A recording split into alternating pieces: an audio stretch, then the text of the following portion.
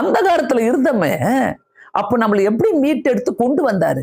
அந்த அந்தகாரத்துல இருக்கும் போது சாத்தான் நம்மள சந்தோஷமா வச்சிருந்தான். எப்படி சந்தோஷமா வச்சிருந்தான்? நீ போ, இதை ஆடு, இங்க குதி, அதை பண்ணு, இதை பண்ணு. நைட்டு வரும்போது ஒரு நிம்மதி இருக்காது அந்த இடத்துல.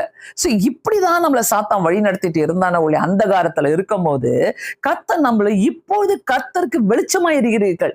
அந்த வெளிச்சம் தான் என்னங்க? கர்த்தரே சொல்றால, நானே வழியும் சத்தியமும் ஜீவனமா இருக்கிற சொன்ன தேவன் அவர் இந்த உலகத்துல கொண்டு வந்ததே ஃபர்ஸ்ட் வெளிச்சத்தை தான் கொண்டு வந்தாரு. அந்த வெளிச்சத்துக்குள்ளதான் நம்மள வெளிச்சமாக்குறாரு. அந்த வெளிச்சத்துக்குள்ள நம்மளை நடத்துறாரு. அந்த வெளிச்சத்துக்குள்ள நம்ம அந்த வெளிச்சத்துக்குள்ள இருக்கணும்னு ஆசைப்படுறாரு. பிரியமானவர்களே, சோ இந்த இடத்துல இந்த 40 நாள் உபவாசத்துல உண்மையா சொல்லுங்க, நான் எடுக்கிற உபவாசம் கர்த்தருக்கு பிரீதியா இருக்கிறதா? கர்த்தருக்கு பிரியமான காரியங்களை நான் செஞ்சுட்டு இருக்கிறேனா? வேற வேலையே இல்லையா எனக்கு? வெறும் செல்போன்ல ஜோக்ஸையும் சும்மா அந்த அந்த சீரியலையும் அந்த படத்தையும் பார்த்துக்கிட்டு உட்கார்ந்துருக்கிறது தான் என்னுடைய வேலையா இருக்கிறதா? நிறைய காரியங்கள் நம்ம சிந்திக்க வேண்டியவர்களா இருக்கும். ஆண்டவருக்கு பிரியமானதை நான் செய்கிறேனா? ஆண்டவருக்கு பிரியமான காரியத்தை செய்கிறேன். கர்த்தர் என்ன வெளிச்சமா இருக்கிறது தான் கூப்பிட்டு இருக்கிறாரு. வெளிச்சத்தின் பிள்ளைகளை நடக்கதான் என்ன கூப்பிட்டு இருக்கிறாரு. சோ இதை நான் யோசிக்கும் போது எனக்கு ஞாபகத்துல வந்தது மோசே.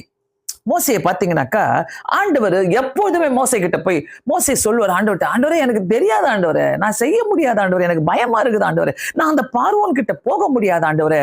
ஆண்டவர் சும்மா சரியான பலத்தை தரார். ஆண்டவர், நீ போ, நான் பார்த்துக்கிறேன், நீ போ. ஒவ்வொரு இடத்துலயும் அந்த 7வது அதிகாரம் 8வது அதிகாரம் எல்லா இடத்துலயும் பாத்தீங்கன்னா, யாத்ராகமத்துல பார்வோனை நோக்கி நீ பார்வோன் கிட்ட போய் பேசு, பார்வோன் கிட்ட போய் பேசு.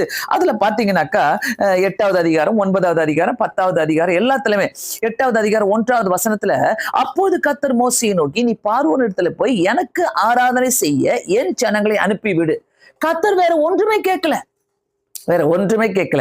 ஏன் ஜனங்க ஆராதனை செய்யணும், அந்த ஆராதனை செய்யணும்ன்ற வார்த்தையை பல இடங்களில கர்த்தர் அங்க குறிப்பிட்டு சொல்லிக்கிறார். ஒவ்வொரு இடத்திலும் அவங்களை மீட்டு கொண்டு வா, அந்த எகிப்துல இருக்கிற ஜனங்களை மீட்டு கொண்டு வா, அவங்களை வெளிச்சத்துல கொண்டு வா, அவங்க மீட்டு கொண்டு வா சொல்லும் போது அவங்க எனக்கு ஆராதனை செய்யணும். பிரியமானவர்களே, இன்னைக்கு நீங்களும் நானும் ஆண்டவருக்கு பிரியமானதை செய்து அவருக்கு ஆராதனை செய்து வெளிச்சத்துல நடக்கிற பிள்ளைகளாக இருக்க வேண்டும் என்று கர்த்தர் விரும்புகிறார்.